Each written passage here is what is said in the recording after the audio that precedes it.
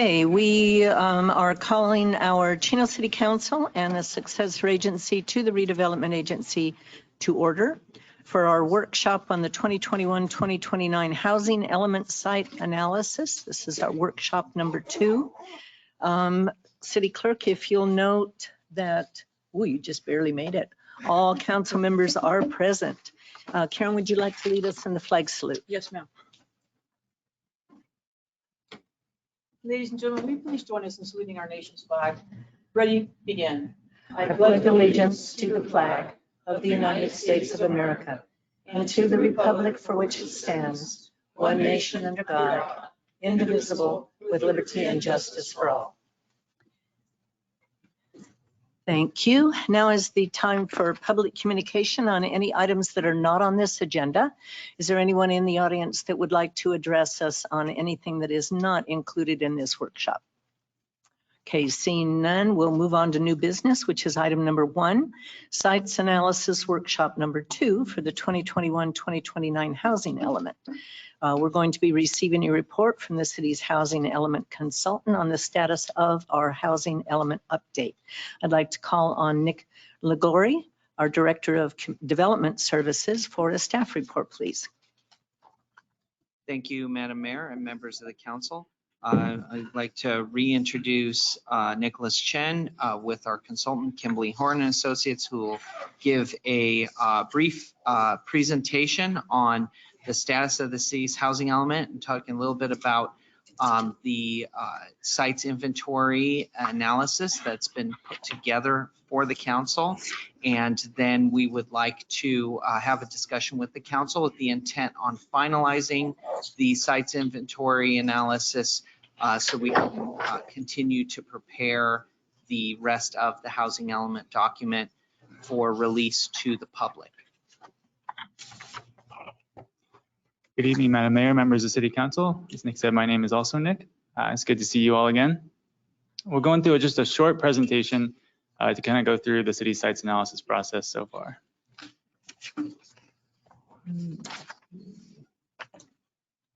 So a few sort of guidance and rules that we have to follow when we go through the sites analysis process. I think we've discussed these before, but it's always good to revisit them. AB 1397 is a state law that deals with the sizing of certain parcels. So when going through, we need to identify parcels that are either larger than half an acre, larger than half an acre or less than 10 acres in size. Those are deemed parcels that are, again, just because of their size, likely to redevelop during the planning period. It is just one characteristic among a number of criteria that we look at. And you can identify sites outside of that range. It just requires extra justification in the analysis. Another important one is that 50% of the city's lower income regional housing needs allocation needs to be met on vacant sites. Again, if a city is not able to meet it on vacant sites, then that city is required to do additional analysis into lease structures and look at other characteristics of existing uses to try and identify whether they're realistic to redevelop within the next 8 years. Currently, the analysis that we're presenting tonight does meet that requirement. I will say narrowly. So as we look at different sites, it's a hugely important item that we look at maintaining the vacant sites that we've been able to identify so far. The next is that the city, we heard in a previous council study session that we want to identify as few sites as possible to be able to meet the city's needs. So we've taken that into consideration and done that. To do that, we've had to make an 100% affordability assumption, which the city is fully able to do on these sites. Doing so, when one of those sites redevelops, if it does not redevelop for the assumptions that are made within the housing element, the city then loses a little bit of capacity each time a site doesn't redevelop with those same assumptions. So where that comes into play is there's a provision called no net loss, where the city's inventory of identified sites can't drop below the city's remaining need. So there's a chance that it never gets triggered and that the city develops, whether on housing element sites or sites that are outside of that, but within the city, enough units to meet the allocation.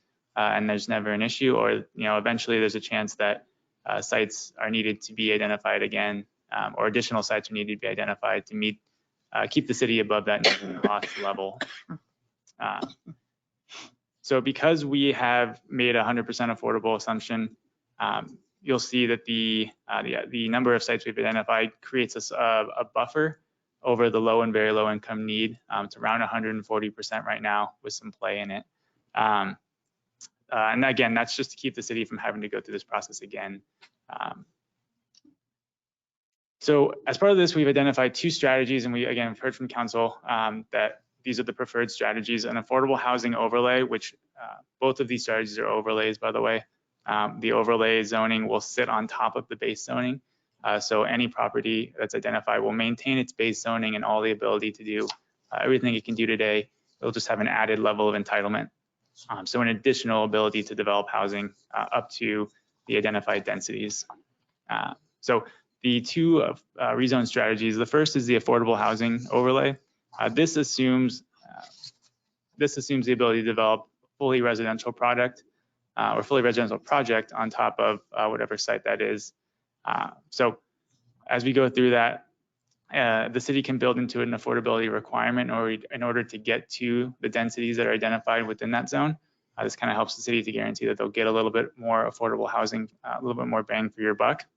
And the city will be developing or crafting the development standards for these after the housing element is adopted. The city is just required to include a program within the housing element that identifies the densities. These will be the densities associated with these overlays and where these overlays will be applied. The next is the mixed use overlay that anticipates some combination of residential and whatever the existing use is. Largely the sites identified are commercial. So residential and commercial uses, where they differ in the analysis is that we've made an 80% assumption of the total number of units that can be identified. And that's anticipating that some of the land will be used for commercial use. So again, it's a planning level, high level analysis that looks at these sites on their existing uses, but largely also on a larger analysis. So that 80% assumption is pretty in line with what the city and surrounding cities as well see in terms of mixed use. So at our last meeting, we heard that there was a large number of sites presented, but there was a desire to see another set of analysis to be able to rate these sites on which would be most suitable for potential housing. And the criteria that was developed was on or near a major transportation corridor. So Ramona Central, Chino Hills Parkway, Euclid, and Grand and Edison were identified. Within a half mile of the 60 or 71 freeway, again, for ease of access to regional access to other areas. Size, as was mentioned, the half-acre to 10-acre provision. Walkability and bikeability, that was largely an analysis of looking at existing sidewalks and bike lanes. Also looking a little bit at where those may be proposed and understanding that future projects may be required to put in sidewalks. Near parks and open space, which was important. We did a GIS analysis to look at basically within a quarter mile and a half mile of parks and open space within the city. It considered all large parks and open space. It may have been a few neighborhood small parks here and there that were left out, but those are largely in single family areas. This considered all the city's major open space areas. And then it looked at adjacent uses. Commercial was the most favorable. So sites next to commercial was the most favorable in the analysis. Next to multifamily was second. And then least favorable was next to single family. What the analysis found was that scores ranged on the sites identified between 1.75 and 9.75, with an average score of 5.44. With the city's current assumptions, if the city was to decide that they would accept all sites above rated above 4.75 or higher, they would meet the RHNA need with an adequate buffer to be able to hopefully again address no net loss if it was to occur. There were some sites that potentially scored higher that had been removed in previous discussions with council for one reason or another. And what we've presented tonight is actually all sites that rated 4 or higher to give flexibility in the event that some of the sites rating 4.75 or higher were needed to be removed due to another factor that wasn't considered in the analysis. Again, with the kind of the emphasis that the city really, for the analysis portion at least, cannot identify any vacant sites to be removed or very few, if any, because that would affect the analysis dramatically. non-vacant sites, which most of them are non-vacant sites, there is ability to discuss those as we go through. So as you see here, this is what I was mentioning a little bit earlier. This is a table considering the sites that scored 4 or higher.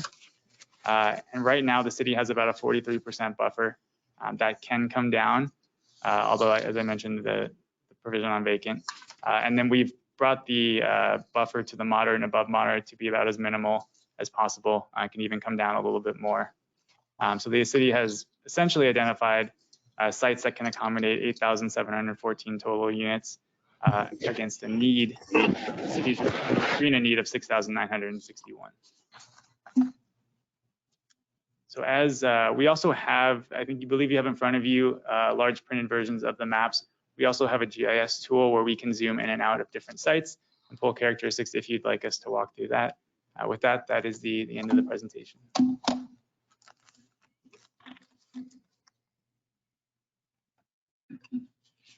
Okay. Proceed.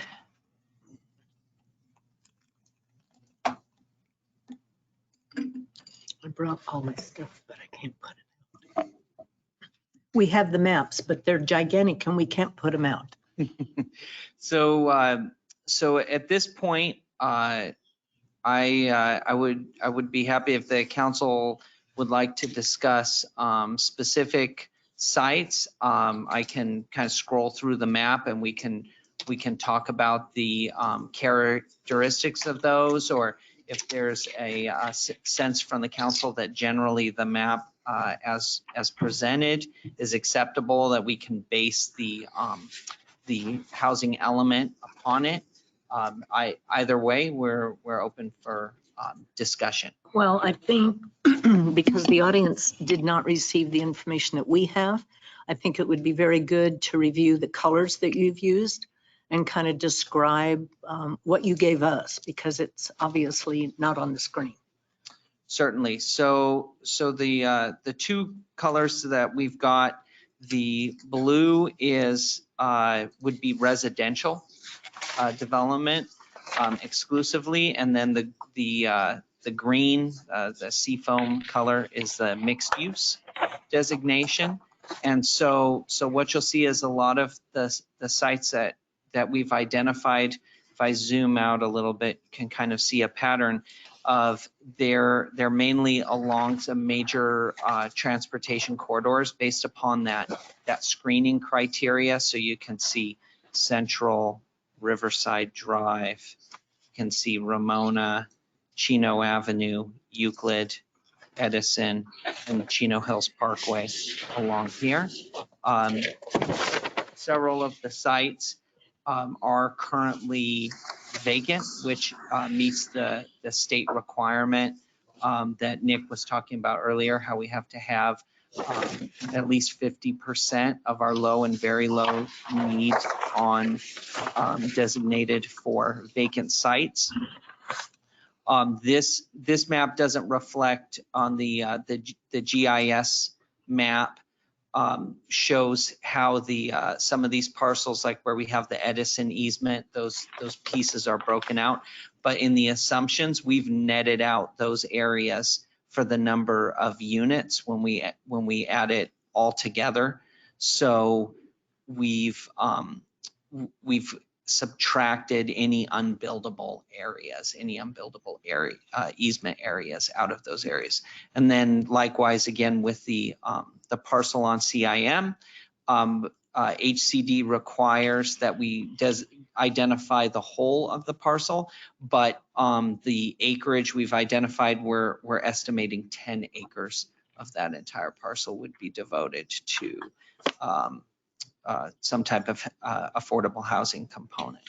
So all those numbers are built into the simulation here.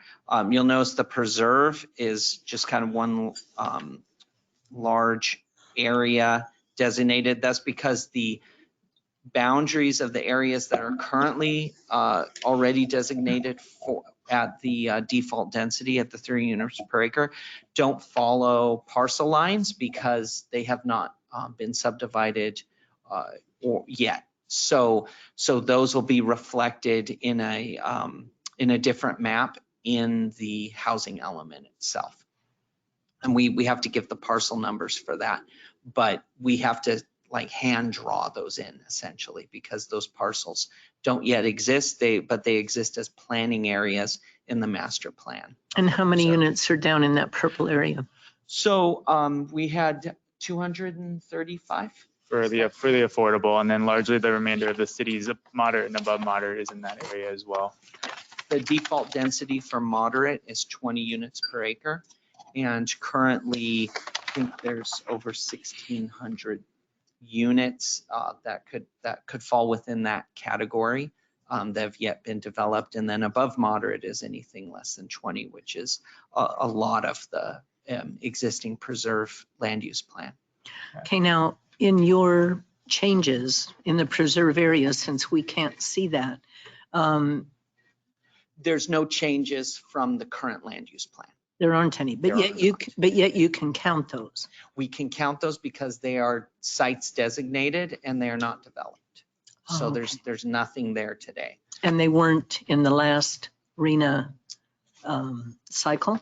They are in the last RENA cycle.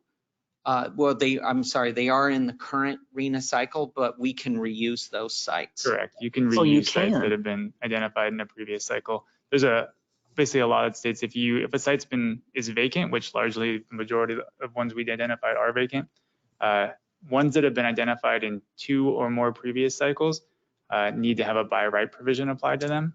And so we're currently looking at whether they were in the 4th cycle as well.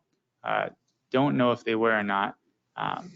So if that by right provision would come into play if they were, otherwise that doesn't come into play.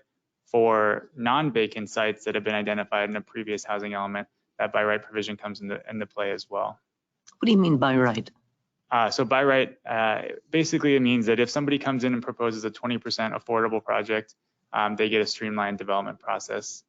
It still is still subject to design review, but gets basically can't have any discretionary action in terms of anything that's not objective applied to it. So it still goes through objective design review and goes through the city's process. And again, they only get that if they provide at least 20% affordable units. Okay, And the one thing I did forget to mention, sorry, is the city has also made an assumption of accessory dwelling units that will be built over the next 8 years.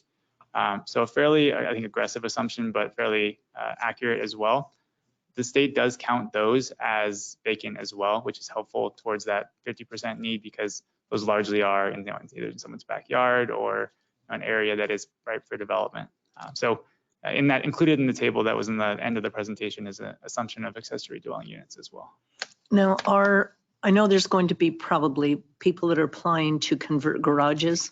As that happens, are we going to be able to count that toward the requirements? Or have you already included garages as well as separate Yeah, ADUs? that is included in the ADU number. Okay. So that's included in the assumptions that the city can make. Okay. Council comments, Mark? Yeah, so Nick, in looking at the lots that are on Edison Avenue 3, and we know that there's a big easement there with Edison power lines. So in looking at, let's say, for example, the one that's 3 acres, Ms. Cho's property, it shows that the amount of acreage is currently almost 7 acres. So only buildable is about 3 acres. Correct, yeah. So if you see the assumed density is 25 dwelling units an acre, we've assumed just under 3 acres, so for 72 units. Okay. So you guys have, I just want to make sure that it's Correct, yeah, it's hard to, Identify because that. we have to identify the entire parcel. I think one of the maps we provided in paper shows kind of a dotted line over that area that we've actually identified, but in terms of the housing element, it takes the whole parcel into consideration, but we've adjusted our assumptions. So in looking at the 3 acres, so you have 72 potential units there. You have another 50 on the one next to it. And then I think 25 on the one following that. And you add those all together. So we've identified all that as being potential. I think it's something like 200, close to 200 or 100 and About 150, I think. 150 units that are going to be in those, I think it's what, 5 acres? Correct. That's what the zoning would permit, is at least, to that amount. And it seems like a lot to put in an area where right now, I don't believe there's any sidewalks there. Other than if you went further down on Edison and then the parking that's going to be there on Edison itself. Have we taken any consideration on, that's a major thoroughfare for 150 something units to be sitting there? Yeah, the development would be required to make all of the public improvements on that frontage, so both along Cypress and Edison. And we would have to look at the design and figure out where the proper ingress and egress would be and how that would work with the traffic on Edison. Those are all design considerations that we would have to work through in the development review process. And we did take a look at, proximity to local parks, obviously. As you can see, I was curious of the score. It was a 5.75 for those sites, which is just slightly above the average. It obviously there are some things it's not near a freeway. It didn't score on those metrics, but others it was fairly successful at. Well, I think it got some of them got that there was sidewalks there and they got additional points for that. And I think the main thing that bumped them over was just the fact that it's on Edison. Mm-hmm. Yeah. And then I think it put them down next to a park, and I'm assuming the park's going to be the park north of it, which is the one next to Edwin Rhodes. Along those lines, those three, if we have no protest from the landowners and it goes through, are you going to master plan those three together so that you don't have three separate crowded developments? I think you could get a better layout if you planned all three together. You absolutely could get a better layout, and you would not get the yield, if you will, that we're projecting if you were to build them separately because of all the other design considerations. So by the time you factor in parking, you have the ingress and egress points, you have setbacks, you have the public open space requirements. You put all that together, you wouldn't get the same number of units on the 3-acre site than if you were to be able to include all of it. We can't, because they are legal lots, we cannot require a lot consolidation to happen amongst 3 separate owners before one development happens. However, the incentive there is an economic one in that somebody understands that they can only get a little something if they have one piece, but they could get more if they had a larger collection of the parcels. So would you be working with these landowners to explain that to them so that they hopefully work cooperatively together? Yes, and over the years, I have worked with these landowners to explain it within the context of what's allowed on there. Now, the calculus is even more difficult. The current land use designation is RD 4.5, and so you could get very few units on each piece, especially once you factor in putting in a public street. And so there hasn't yet been a desire from these landowners to try and buy multiple pieces, although there's been discussions with the landowners of how to make a deal with their neighbors. Nothing's come to fruition yet.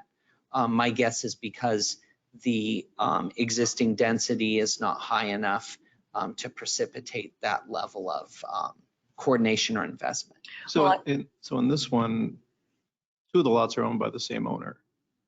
He just recently bought it earlier this year.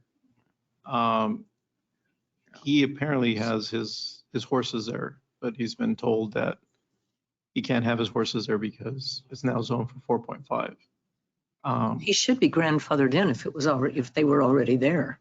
Yeah, but I think there was something where they said that there was like a period in time where the previous owner had moved his horses off, and then Oh, this person then bought it, and seen the corrals, moved his horses in, and now he was being told that because it was a break. So that individual obviously owns the 2 parcels. He was more interested in having his horses there, but now I think he's decided he's probably going to move them off. So this is going to require us changing the zoning. So once we pass this, we're changing the zoning for them. Well, Overlay. so the process, it's a multi-step process. So the council right now is reviewing the inventory for the housing element. The housing element complete, which will include the sites inventory as well as policy language, will come back before the council during the public review period, which will be in next month in July. And then for a final review and approval after HCD has reviewed it in October. At that point, the proposal is that staff would ask the council to initiate a ballot measure through Measure M to ask the voters to change the general plan for all of the sites that we've designated in the housing element. And this will be a ballot that goes next year? Yes, the plan is to take it on the June election. But just to clarify, if I may, the underlying zoning is not changing. It's an overlay. So Right. When we talk about change of zone, it's actually just adding an overlay, which gives the owner an option to develop per these density requirements, et cetera. But per the requirements of Measure M, any change in density on a residentially designated parcel requires approval of the voters. And just to confirm the prison land, because in some of your documents, it shows 12 acres of land, and others, it shows 10 acres.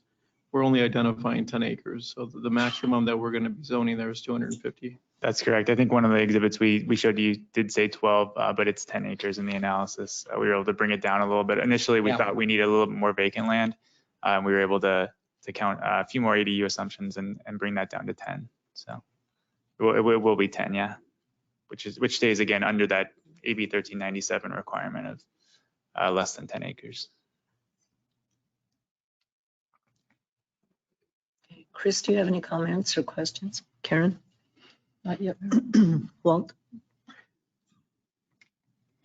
Some of the churches that you've designated part of their property as an overlay.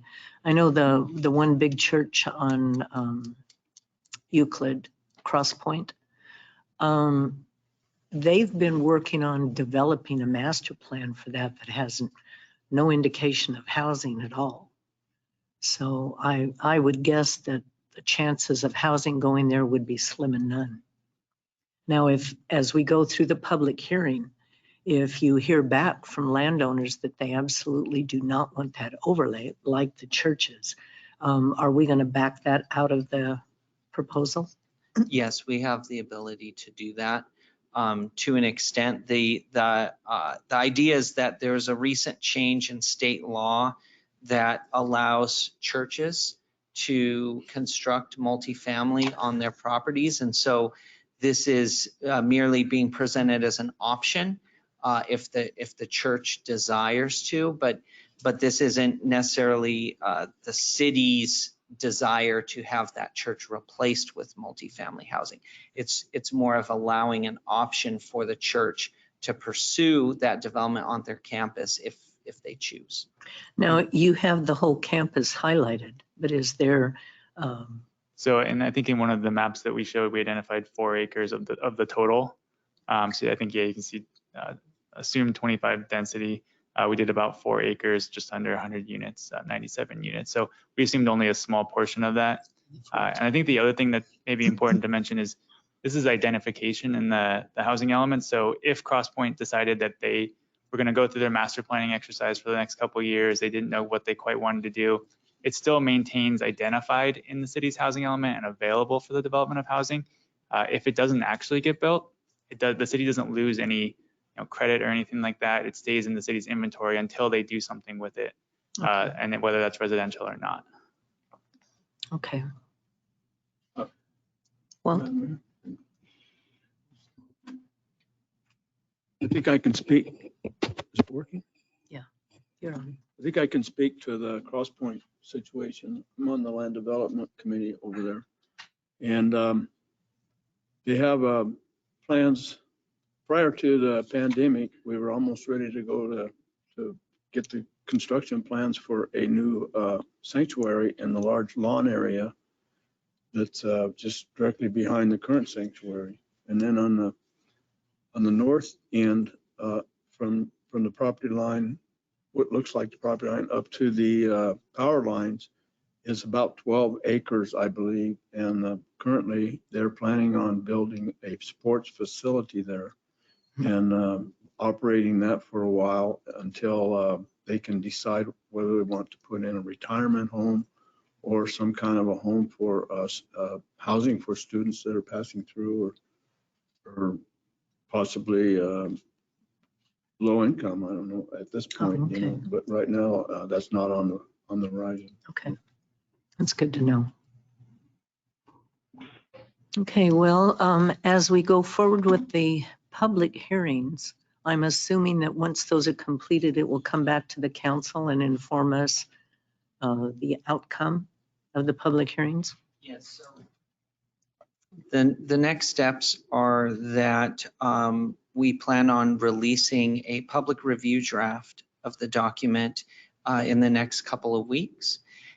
We will have a community meeting in July, in the early part of July, to introduce the element in its entirety and take public comment on that. It'll be circulated for 30 days, so we'll have a 1-month public review period. We plan on coming to the Planning Commission on July 19th and the City Council on July 20th with the public review draft, so we can receive comments and input from both the Planning Commission and the City Council. Then we're going to take all of those comments together, make refinements to the plan, and send it to HCD for their initial review. And then working with HCD, whatever comments they have, bring the final housing element back to the City Council in October. Okay, is there going to be a record made where each landowner has officially been notified of this process? Yes, we've created a form letter that explains what the overlays are and sort of what it means for the property. Largely what we've talked about tonight, and that it adds an entitlement to the property. And we'll let them know, what density allows them, it would permit them to build that if it were to be applied going forward. And so they have the option to respond back if they'd like to. Some property owners have actually reached out and indicated that they would like to have their site included kind of proactively. So there's been some of that already, but we'll send that out to all the property owners. Is it going to be signed, registered receipts so that we know that they've received it? Yes, we can do that. I would like that done. Yes, and we'll keep a table so we can keep track of the responses. We did something very, very similar with the comprehensive general plan update in 2010, where we sent it out and then we kept track of responses. We can even do a little bit more proactive follow-up if we have knowledge of the property owner and who they are. Sometimes they're investor-owned or absentee-owned. It's very hard to make contact. But a lot of these properties, we are aware of the property owner, if not have a relationship with them. So we should have pretty good contact. Okay, I think it's a good idea to have a record of that. Karen? Thank you, Mayor. Nick, I want to thank staff for their work on this, but I also, while I was driving around town, was looking at some different properties that exist. I'm going to throw out an example, like at Central and Schaefer. Chino Automotive has been there for a period of time. Looks like it's been for sale for a period of time. If you look at that land right there, in the towing yard, of course, across the street, we had an old tavern that went out of business there as some vacant land there. When we looked at this analysis, did we look at like some of those business locations, like as that as an opportunity? I mean, this, if I'm not mistaken, that parcel of land on the northwest corner has been for sale for a while. And I don't know, was that part of it, or can it still be a part of it? You know, something of that nature? So Nick and I were talking about several different pieces in the city that may not meet 100% of the criteria. So with this one in particular, it's actually 3 different parcels, and 2 of the 3 are less than a half acre. So they don't rise to that level. We could identify all 3 of them. And right now, because we have a buffer, it probably would work, but we couldn't really rely on that happening here just because they're all smaller parcels. The other thing is there is a heavy industrial use directly behind it, a concrete batching plant, and so there may be some compatibility issues with that. So that's why we did not consider this location. Okay. Well, maybe we can identify some of those or have staff take note of them if we do need a plan B on some of those at one point. Okay. Yeah, there are pockets of industrial and commercial and stuff that are pretty run down. It'd be nice to put an overlay on some of them and give those landowners an option and some incentive to do something with those areas.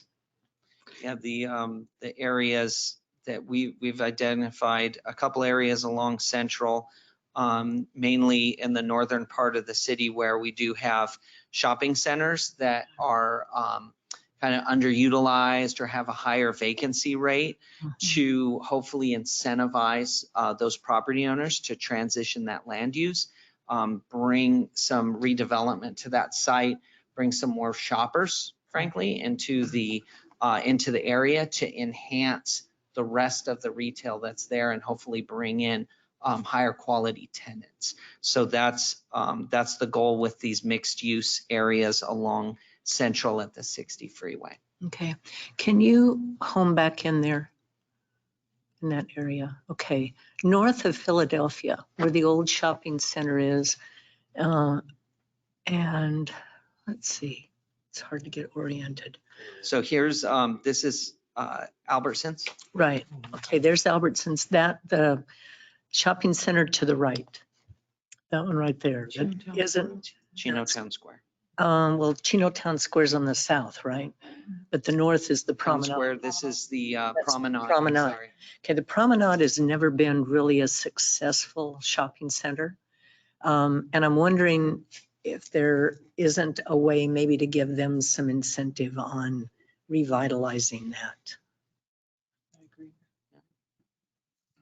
Yeah, certainly we can look at the parcelization of how that plays out and see if there's parcels that, or parcels or the entire thing that may make sense. It does, a portion of it does abut existing multifamily, which is good. Right. A portion does abut existing single family. I think with some of those areas had been previously identified and maybe discouraged, but I Well, agree, it could not be not north of the cul-de-sac. Okay, Okay, that's Correct. like, don't Yep. touch it. yep, but But- that shopping center, right? Yeah, that shopping center right there. Now, I know Chris and I went to the groundbreaking of the development that's going to happen to the east, where the vacant land is right there. That's going to be a very, very nice development of medical offices and like convalescent home and stuff. That's going to be really, really a nice development. So I'm thinking that maybe an incentive for that shopping center could be some kind of low income or, senior housing or something perhaps. Because there's a lot of vacancies in there and it's never been really utilized correctly. And then what about up here? Go up a little bit, please. Okay, you do have that identified. I was thinking the vacant land east of Kaiser. You do have that. You do have that identified. America's Tires? Yeah, America's Tires down right there. Yeah. Okay. Is there any input from the audience? Is there anyone in the audience that would like to address us? Come on up, Stubby.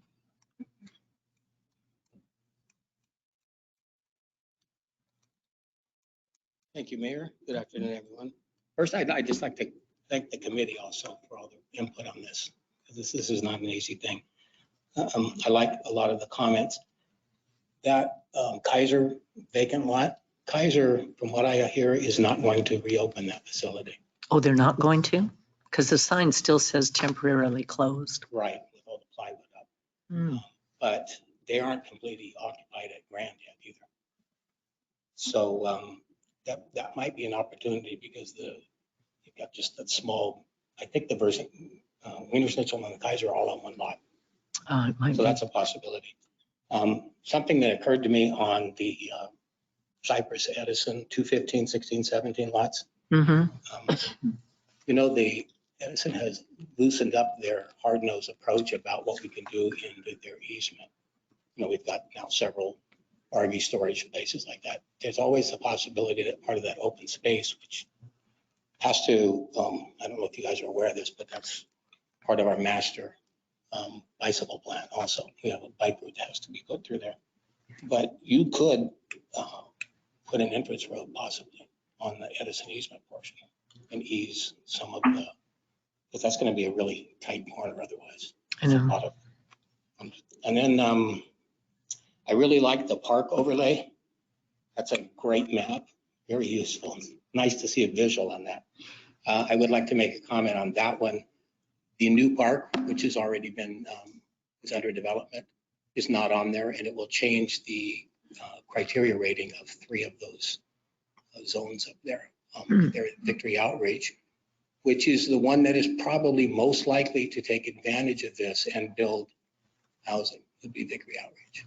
Yeah, I don't know. We haven't talked to them. The mayor's prayer breakfast is tomorrow, and sometimes there's a couple of the ministers that come to that. Maybe we can talk to them about that and see if they talk to them. They already have a few homeless people behind the building.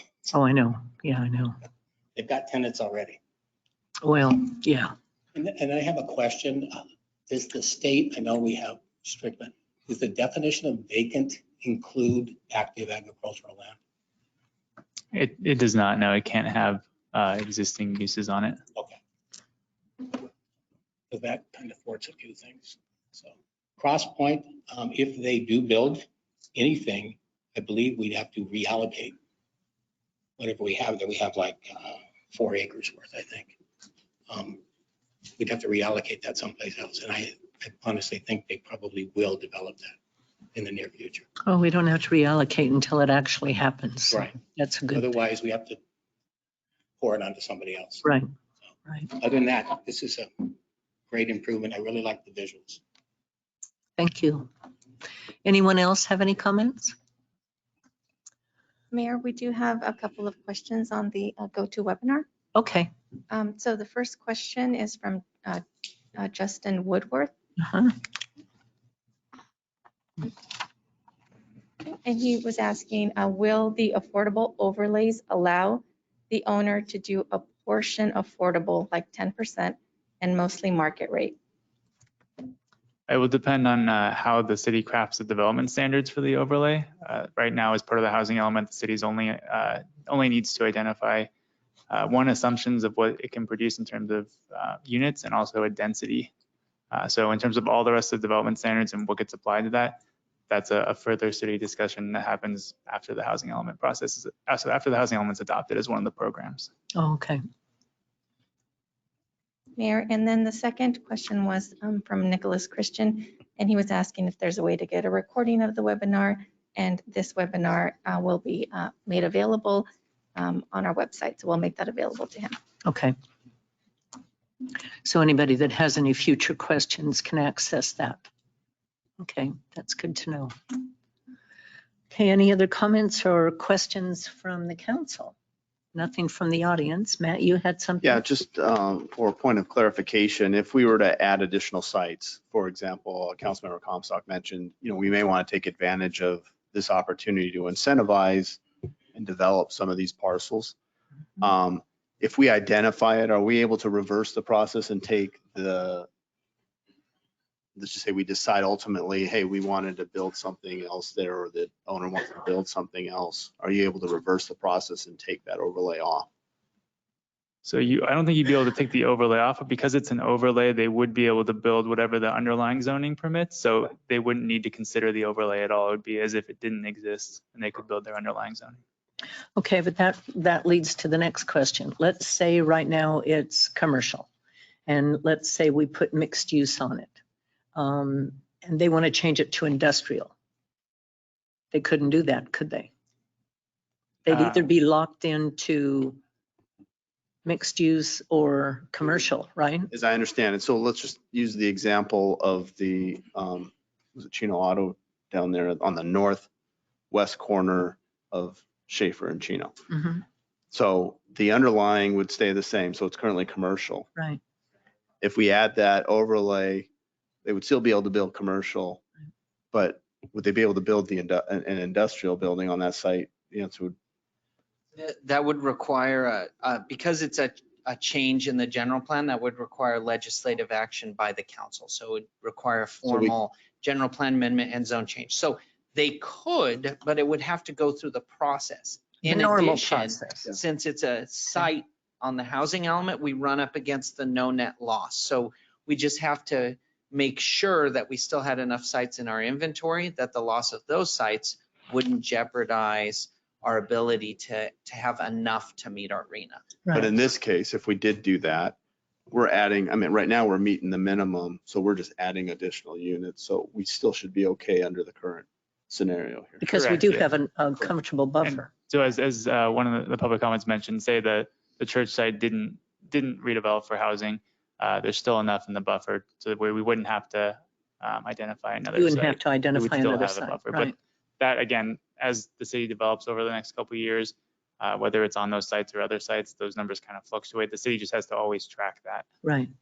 Okay. And we do have a process by which we track that. We have a really elaborate spreadsheet and that we have to upload to the State Department of Housing and Community Development every year to show them, and it not only tracks the sites, but also how many building permits issued, how many occupancies, how many approvals through entitlement process through planning commission or city council. So, and we do that on an annual basis. Okay. Can you, when you do that report, I think it would be good for the council to get that report as well, so that we can see what's happening with this. You do that in your annual report, right? Yeah. Yes, so that is included as part of the annual report that we bring to the council every May. Okay, but I want it emphasized so that we, because this is a different kind of process that we're doing this year. And I think it would be really good for all of us to be very aware of how it's working. Yeah, so it looks like we can reformat it into a more public friendly version, because when you look at it, it kind of looks like you're trying to balance the books for GE or something. I mean, it's not it's reader kind of a friendly. mess. So Not reader yes, we friendly. can do that. Okay, great. Here, we have one more public comment. Yes. Yes, we have Hilda Ganesh who has raised her hand. So let me go ahead and can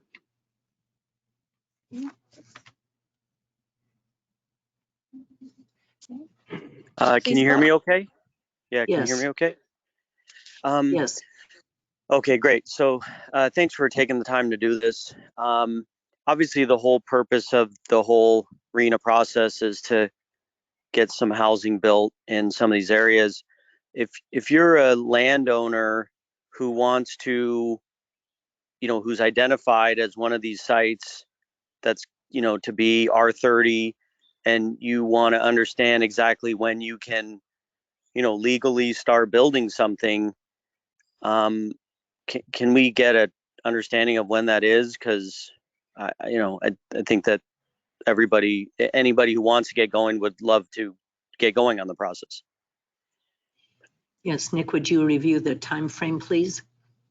Certainly. So the housing element would first need to be adopted by the city council subsequent to HCD's preliminary certification or conditional certification. And so that process will happen late this year in October. We hope to bring that back to the council. Then in accordance with Measure M, any increase in density would need to be approved by the voters of the city of Chino. So we'd be asking the council to initiate a ballot measure, which would go on the June 2022 ballot. If that ballot measure is approved, we need to have developed development standards and guidelines for these overlay zones that we could then put into place in the zoning code. So it's likely that we are at least a year away from any of the tools being in place and the planning in place to allow for an entitlement process to begin on these sites. That wording So- we were working on before it actually goes to the Measure M ballot, correct? We can do that with the council's direction, yes. I think that would be good to work in parallel with that. Yes, sir, go ahead. Yeah, I was just gonna say, so you're saying, I mean, so is there any way that, Nick, is there any way that, I guess working in parallel would be great. I guess just would be a shame to go through all this process and then have to wait even longer if the whole purpose is to get some of the stuff going. You're saying someone could potentially get their approvals, I guess, next summer if the ballot measure passed? Well, it would be only the general plan that change. So that would allow for a submittal for entitlements. So then there would be a whole entitlement process on top of that. So realistically, we're talking about the end of 2022 or beginning of 2023. This is all with the assumption that the voters will approve the ballot measure that would allow these increased densities to take place.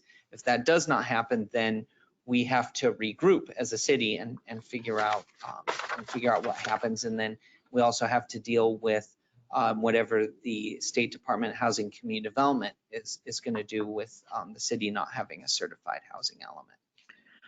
And then what?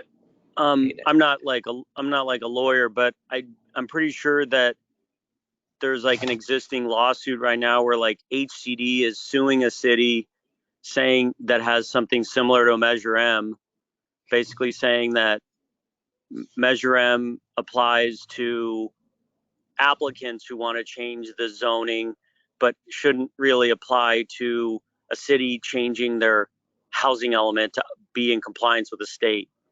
Is that, you guys talked about that at all or heard about that? I can respond to that, Mayor. Yes.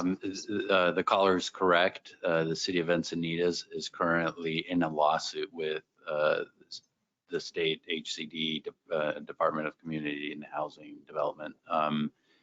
They have a measure that is almost equivalent to Measure M here.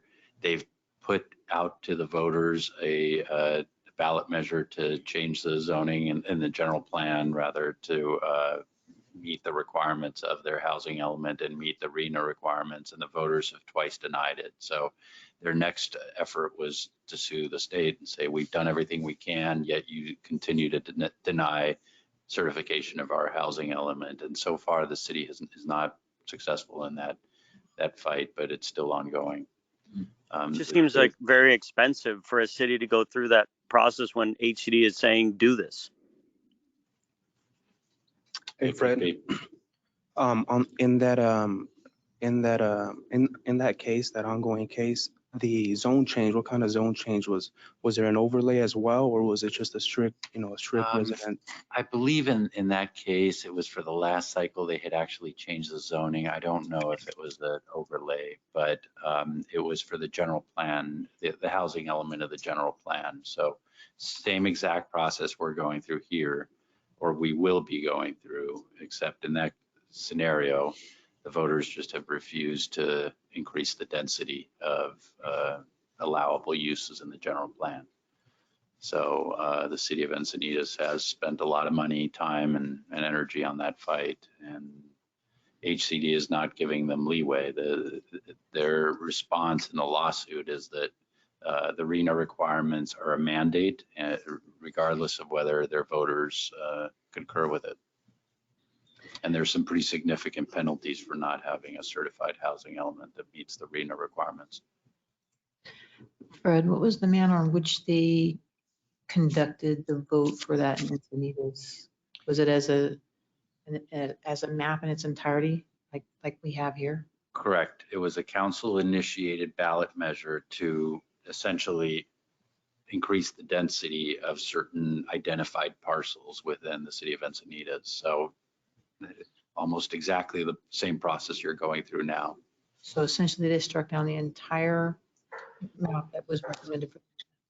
Right. For whatever reason, some voters may have not liked some portion of it, and that's why the city actually changed it and made some adjustments and put it out as a second ballot measure, and that failed as well. So It's good to know. yeah. So, and I guess not to jump the gun any further, but it just seems like why, and I don't want to put anybody on the spot, but like, why couldn't the city just save a bunch of time and money and say, we have our interpretation of Measure M is that it applies to, you know, the intent of it was so that individual applicants are not going crazy changing the zoning. It's not so that a city could be out of compliance with the state. I mean, it's like the city, it's like the voters of a city saying, we think the speed limit should be 100 miles per hour in the city, and like trying to overrule what the state's guidelines are. It's like, couldn't a city just say, we interpret we take the interpretation that the intent of this measure is for this and not this, and kind of save everybody a bunch of time and lawsuits and stuff? I mean, it just seems kind of ridiculous. Well, as you could imagine, there's also a counter argument that some advocates of Measure M would disagree with that. So it's not an easy answer to simply waive the requirement. Right. Okay, are there any other questions of the council? Okay, then we will recess this meeting to our closed session that will start at 6 o'clock. Yeah. Yes, Matt? Hey, Mayor, just to clarify, so we're going to accept the map as presented. We're not going to add any additional at this point in time, and then we're going to proceed with the community outreach. Well, We'll be reporting back on that, which may modify the map at that point in time.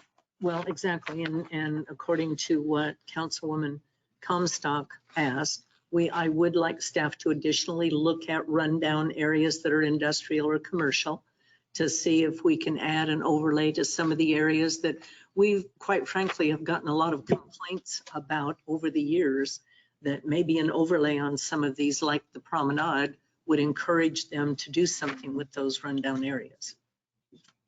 Okay. And it would help us obviously in some of those rundown shopping centers to generate some more residents there. Would obviously help the school district. Some of those schools are low population. This would help with their population growth. Okay, so there may be additions, Matt. You okay with that? So, and is there any objection amongst the council to pursuing that action and approving the sites inventory as is with the directive to look at these other opportunities? Is there any objection to that? Okay, then, yes, it's fine. Do you actually need a formal motion? This is scheduled as a receive and provide direction. I don't know if you need any further details or formal. I don't see a formal vote. Okay, thank you very much. And with that, we will recess. We are going almost immediately into closed session.